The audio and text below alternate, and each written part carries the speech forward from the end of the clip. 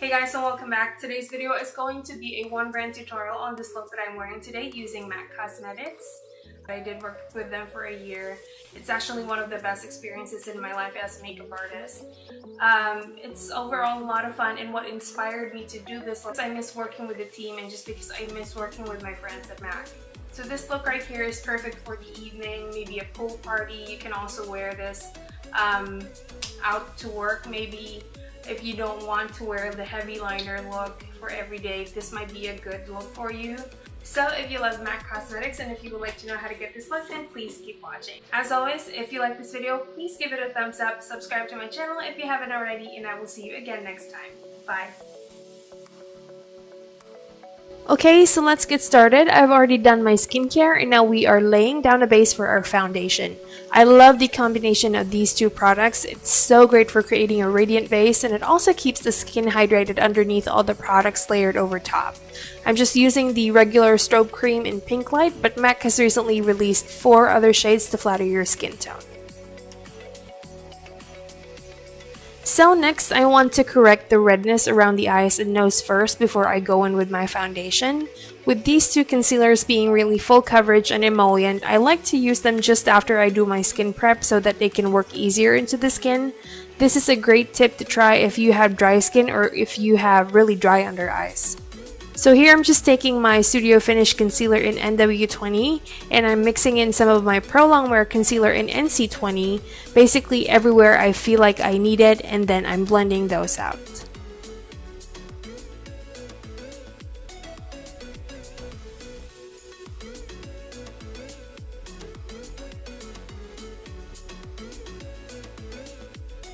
And because I've already used the full coverage concealer, I want to use the Studio Sculpt foundation. I am in the shade NC30.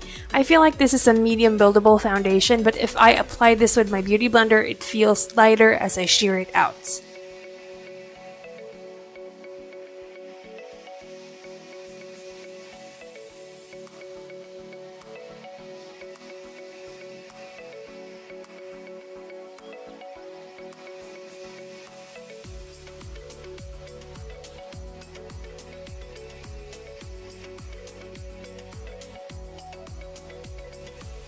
To set the under eyes, I'm once again taking my set powder on my beauty blender.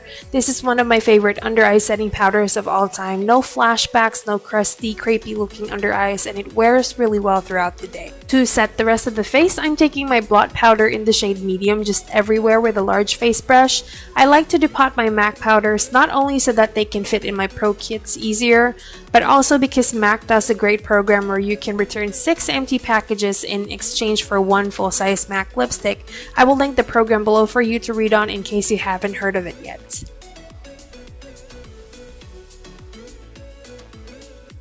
Today I'm using my bronzing powder in the shade Matte Bronze. This here is the limited edition packaging. I believe it was from the Wash and Dry collection, but the product itself is permanent and you can still get your hands on this.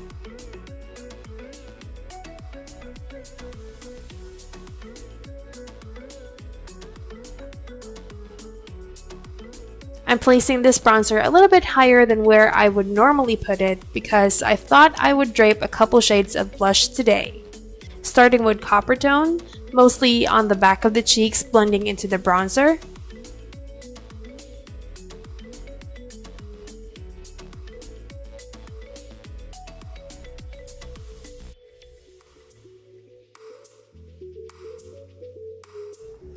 And then well dressed towards the apples of the cheeks.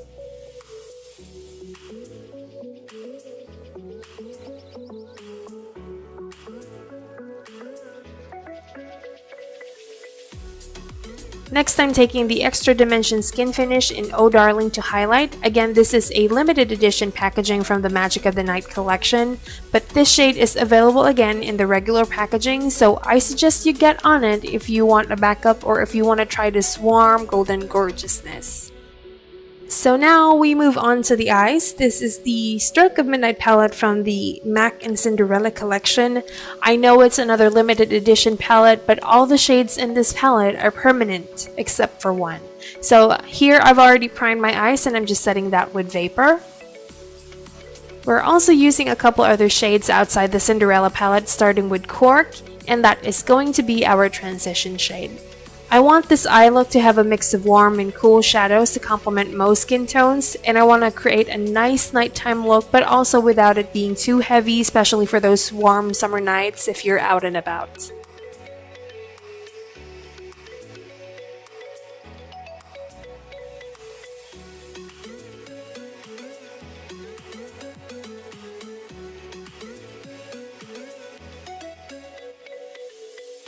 To give this eye a little warmth, I'm taking Saddle just on the outer and inner corners, blending slightly above the crease.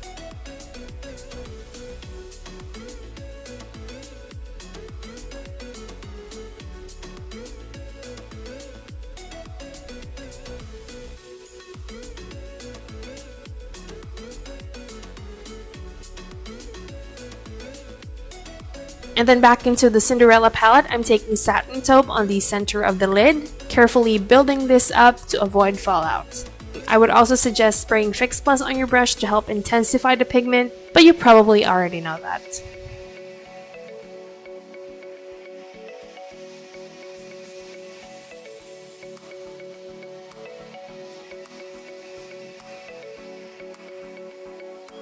I'm just making sure here that the Satin Taupe is blended well into the crease, so I'm just going to diffuse those edges with a little bit of Saddle. And to add a little bit more dimension to the eye, I'm taking Floof here on my Sigma brush, which I can't remember what the name of, just on the center of my lid, my inner corner, and some on my brow bone too.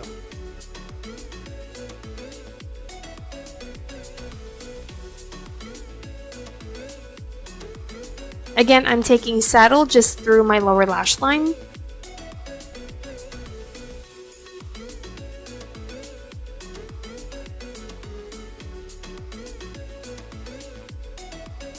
And then I'm starting to create that smoky wing.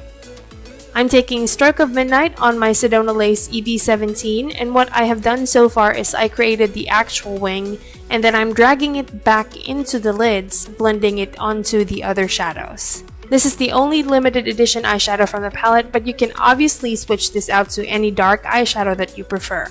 You can use a black eyeshadow if you want this look to be more intense. You could also use a dark brown or maybe another dark purple. That is completely up to you.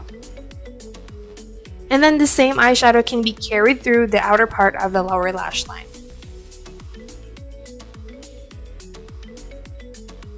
As always, tight lining is going to be an important step before you do your mascara. It creates an illusion of fuller looking lashes.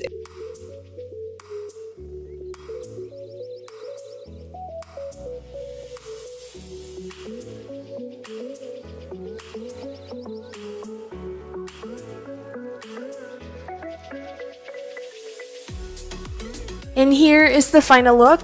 Very simple, soft, smoky eyes with a smudge liner, perfect for your warm summer night outs.